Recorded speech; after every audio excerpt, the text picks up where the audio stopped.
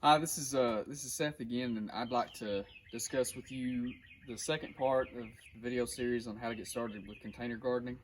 And as you can see, if you did the same thing I did about the same time last week, which if you didn't, it doesn't matter. It's okay. Uh, this is more than likely going to happen regardless. But that's about the size that we have right now, and that is from regular watering every single day. And every time the sun is out, we try to either put the plant outside or just make sure it's in a windowsill somewhere that the soil will be able to get sunlight, and that way the seed will be able to germinate. Um, so these are about, I don't know, an inch and a half tall, and that's what you're going to see in about 7 days. And even if it depends on this type of seed you get, so really don't get discouraged if you don't have anything coming up after 7 days. It could be a little bit longer than that. Now, when it comes to uh, watering your tomato or whatever kind of plant that you have, I just happen to have a tomato. It's the same plant from last time.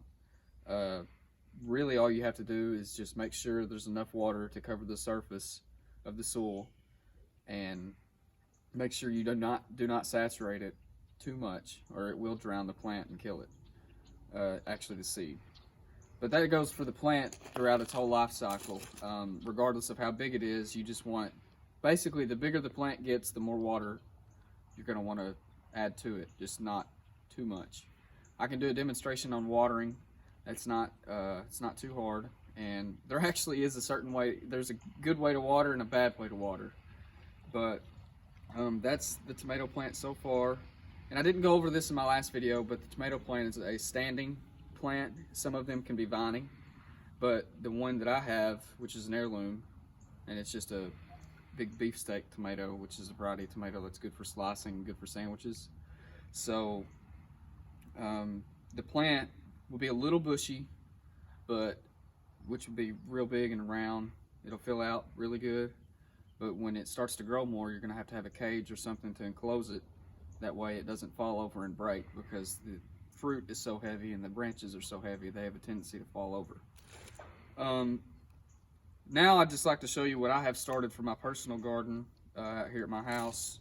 This is just what my wife and I do every single year. We try to plant a variety of different seeds.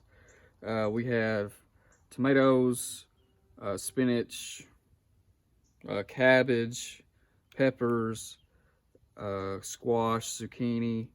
We even have a few different things that we didn't grow carrots last year, so we have some carrots, and we did not grow spinach last year as well.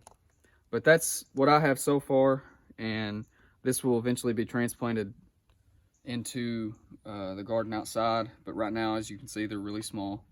And but that's pretty much it. And yeah, if you're following along, you should be at about this point, and there's going to be no need to transport this to a larger pot until this tomato gets to, both of them really, until they get to be about this tall. That's when you're going to need to transplant into a larger pot, especially if you're doing container gardening. I've listed in the description below the video, I've listed a PDF document that you can look at. That is a recommendation from the University of Arkansas on planting dates, and they go by a lot of plants, but it still gives you a good idea for planting dates. If you're in a different area, say you're a different part of the United States or a different part of anywhere, really, wherever you see this, it's going to be different whichever zone you fall under when it comes to climate.